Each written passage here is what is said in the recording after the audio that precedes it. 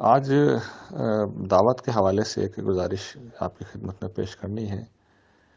دیکھیے، دعوت اصل میں لوگوں کو بدلنے کا عمل نہیں ہے، یہ خدا کی حجت پوری کرنے کا عمل ہے کہ کل قیامت کے دن کوئی شخص یہ نہ کہہ سکے کہ پروردگار، مجھے آپ کی طرف سے سچائی کا پیغام موصول ہی نہیں ہوا، مجھے سچ بات معلوم ہی نہیں ہو سکی، مجھے میرے تعصبات، میری خواہشات، میرے مفادات میں جب میں لتھڑا ہوا تھا تو کسی نے مجھے وہاں سے نکالنے کی کوشش نہیں کی۔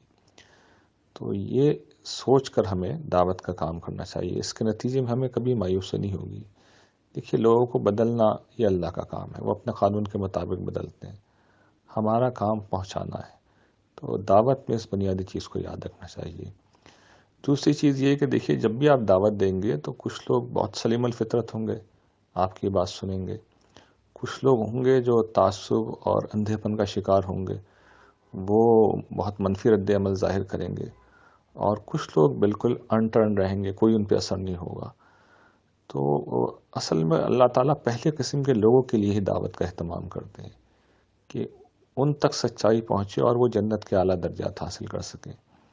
جو دوسری اور تیسری قسم کے لوگ ہیں تو ان کو بس دعوت پہنچائیں، اور ان کی طرف سے اگر غفلت کا مظاہرہ ہو یا وہ اپنے تعصبات میں مبتلا ہو کر الجھنے کی کوشش کریں، تو ان لوگوں سے ہمیشہ اعراض کرنا چاہیے۔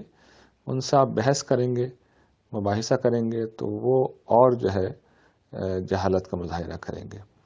ہاں، جو لوگ غافل ہیں ان کے دلوں پر دستک دیتے رہنا چاہیے، کوشش کرتے رہنا چاہیے، مایوس نہیں ہونا چاہیے، دعا کرنی چاہیے۔ لیکن یہ تیسری قسم کے لوگ ہیں، ان کے معاملے میں صحیح طریقہ قرآن نے یہی بتایا ہے کہ ان سے اعراض کرنا چاہیے۔